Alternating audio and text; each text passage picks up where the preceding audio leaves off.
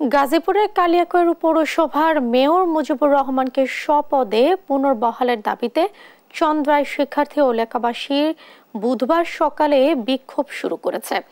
এ সময়ে তারা ঢাকা-টাঙ্গাইল মহাসড়কে অবরোধ সৃষ্টি করে। আরো জানাতে গাজীপুর থেকে যুক্ত হচ্ছেন সহকর্মী নজরুল ইসলাম। নজরুল, বিস্তারিত কি তথ্য জানতে পেরেছেন আপনি? বিক্ষোভের বিষয়ে কিছু জেনেছেন কিনা? কোনো হতাহতের ঘটনা ঘটেছে কিনা, কি জানতে পেরেছেন?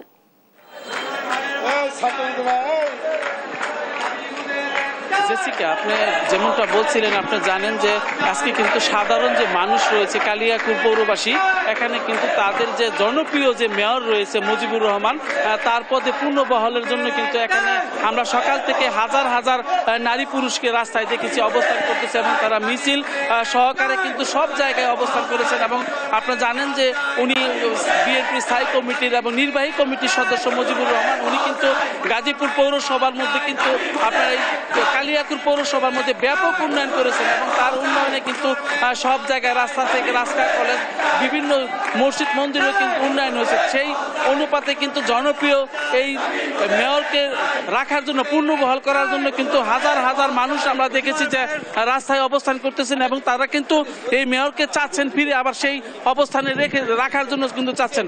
তো আমরা যেখানটায় দাঁড়িয়ে রয়েছি চন্দ্রা এলাকায়, আপনি জানেন যে গাজীপুর অত্যন্ত জনপ্রিয় এই মেয়রকে পুনর্বহালের দাবিতে কিন্তু এখানে আমরা দেখেছি যে হাজার হাজার স্কুল কলেজের শিক্ষার্থী এবং সাধারণ যে মানুষ আছে সেই সমস্ত মানুষও কিন্তু আমরা সড়কে অবস্থান নিয়েছেন। তারা অবস্থান নিয়ে কিন্তু তার কথা বলছেন, তার আবার সে পুনরায় তার প্রতি অবিচার করা হয়েছে এমনটাই বলছেন। তো এই ব্যাপারে আমি দু একজনের সাথে কথা বলার চেষ্টা করছি। ধন্যবাদ দেশ টিভিকে। আমাদের মেয়র মুজিবুর রহমান, তিনি আজ 20 বছর 19 দিন যাবৎ এই পৌরসভায় পৌর প্রশাসক এবং মেয়র হিসেবে দায়িত্ব পালন করেছেন। সমস্ত নাগরিকদের তিনি এই 20 বছর 19 দিন তিনি সেবা দিয়েছেন। তিনি বৈষম্য বিরোধী ছাত্র আন্দোলনের সহযোগিতা করেছেন। তিনি কেন আজকে অপসারিত হবেন?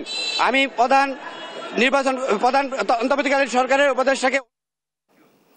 নজরুল, আপনাকে ধন্যবাদ।